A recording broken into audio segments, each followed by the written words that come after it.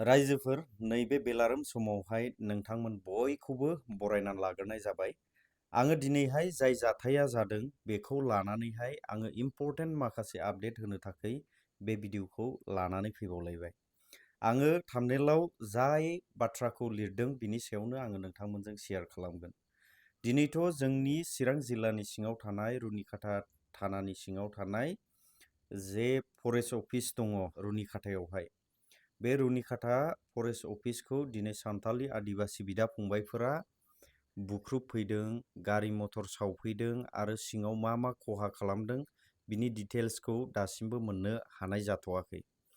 दा नैबे दुंहाव थासारिखौ आसाम गभर्नमेन्टआ कन्ट्रल खालामनो थाखाय जोंनि नैबे चिरां जिल्लायावहाय इन्टारनेट सेवाखौ बन्द' खालामनायनि फोसावनाय नटिस जोङो नुनो मोनदों। दा नंगौबो बे बाथ्रायानो एक बल दुइ बल बारायलांगोन। गोबां माखासे इस्युफोर जाहैगोन। बबेबा मोनसे बिथिङाव जादों, बबेबा मोनसे बिथिंजोंहाय इस्यु जाहैनो हागौ। इन्टारनेट सेवा बन्द' खालामनायावहाय जोंहा बुंनांगौ जेबो गैया। नाथाय एक्सुवेलि बाथ्राया नैबेसो हाबनानै दङ। जोङो जाबायदि रिपर्टखौ दासिमावहाय मोनदों निउस मिडियाफोरावहाय, बै जायगायाव मैयानि समावहाय दाउखाबाहा ओनसोलावहाय सावथालि आदिबासि बिदा फंबायफ्रा इलिगेल इनक्रच जानानै थाहैनाय, जाययाव वाइल्ड लाइफ सेन्चुरियावहाय बेखौहाय सिमा फोसावनानै दोननाय जादोंमोन। बेवहाय बिथांमोना इनक्रच खालामहैफिननायनि जाहोनावहाय बे जायगायावहाय जोंनि फरेस्ट डिपार्टमेन्टआ एभेक्सन खालामहैनाय जादों। बे एभेक्सन खालामनायाव नंगौ एभेक्सन जायोब्ला माखासे बुस्थुफ्रा खहा जाखायोखा। जाय न'फोर प्लास्टिक, थौ, सिखा रुवा बेफोरो नस्थ' जाखायोखा एभेक्सनाव, बियो कम्पालसारि।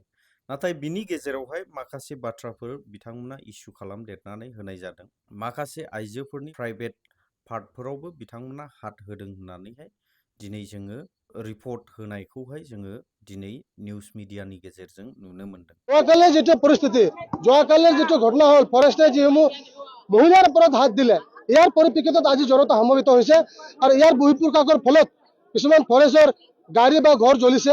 আমি দুখ প্ৰকাশ কৰিছোঁ। আইন সকলোৰে বাবে সমান, আইন হাতত তুলি ল'ব নালাগিছিলে।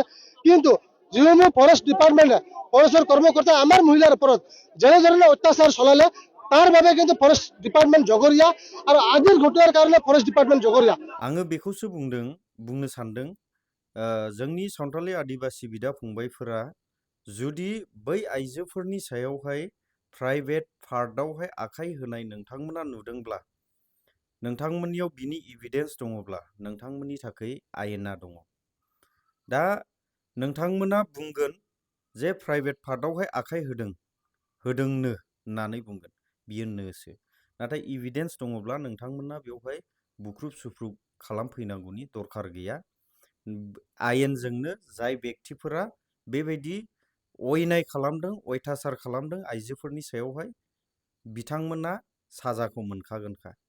दा नोंथांमोना बे बाथ्राखौ इस्यु खालामालासिनो बै एभिडेन्सखौ लाबोनानै लिगेलि आयेनजोंहाय खारलांनायखौसो आङो हास्थायो आरोखि, जुदि एभिडेन्सआ दङब्ला।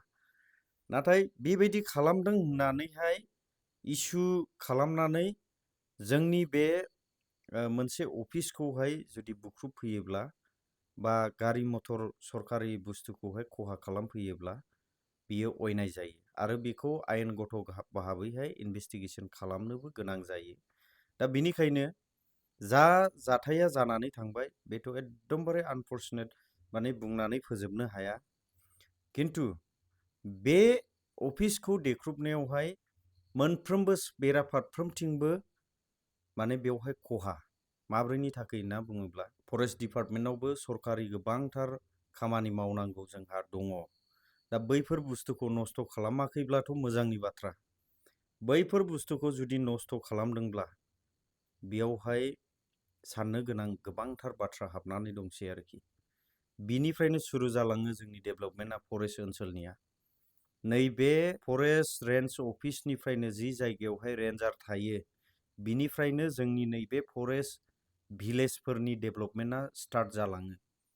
बेवहाय अफिसियेलि गोबांथार बुस्थुफोर डाटाफोर थायो आरो फरेस्टफोरनि इन्जिनियारफोरनि गोबां खामानि बेवहाय सोलियो। बेफोरो जुदि खहा जायोब्ला, बेफोरखौ जुदि सावजोबनानै बुफाय बुसि खालामनानै हार्ड डिस्कफ्रा जुदि गाज्रि जाना होयोब्ला, बेवहाय बर' जाथिनिल' खहा नङा, गासैबो जाथि जन'गोष्ठीनि बेवहाय खहा दङ आरो गोबां फाइल पुत्रफोर थायो बेवहाय।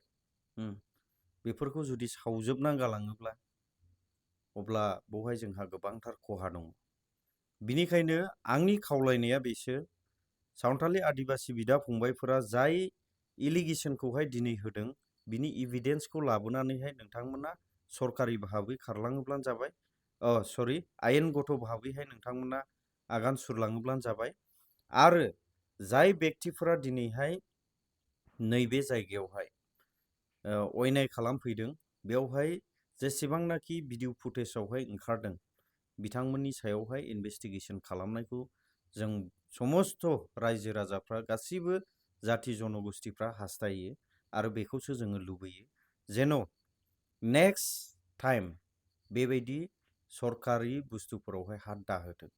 खारन जोंहा बड'लेण्ड टेरिटरियेल काउन्सिलनि सिङावहाय गुबुन गुबुन जायगाफोरावहाय बेबायदि गोबां रेन्ज अफिसफोर दङ। दा बेफ्रावहाय रेन्जारनि खामानि दं आरो बेवहाय गोबांथार इन्जिनियारफोर थायो। फरेस्ट भिलेजनि डेभेलपमेन्टनि खामानिफ्रा गुबुन गुबुन जायगाफोरावबो बेबायदि जाबाय थायो जेन' नैबे साजाखौ मोननानैहाय बिनि साजाखौ दिन्थिनानैहाय गुबुन जायगाफोरावहाय फैबाय थानाय समाव जे जानो गोनां दंबावोब्ला बियो जेन' दबथायनानै थायो। आं बेखौसो आंनि साइडनिफ्राय सरकारनिसिम आपिल खालामो आरोखि। आरो हानायखिनि जायफ्रा आंनि भिडिअखौ नायदों नोंथांमोना शेयार खालामना होयोब्लानो जाबाय, जाहाथे नैबे भिडिअआ इन्टेलेक्सुयेलफोरनिसिम सहैयो आरो जोंनि सरकारनिसिम सहैनानै बे खामानिखौहाय गोख्रोङैनो दायथ' लानानै मावो जेन' फिउचाराव जायैबायदि। आङो बेसेखिनि भिडिअखौनो लानानै फैदों रायजोफोर। बहाबाफोर आं गोरोन्थि बाथ्रा बुंबोदोंब्ला जोंनि बिटिसिनि गासैबो जाथि जन'गोष्ठीफोरनियाव आङो निमाहा बियो। गावनिनो आंगो बिटिसिनि इउटुबार होननानै आंखौ निमाहा होयोब्लानो जाबाय। Thank you all.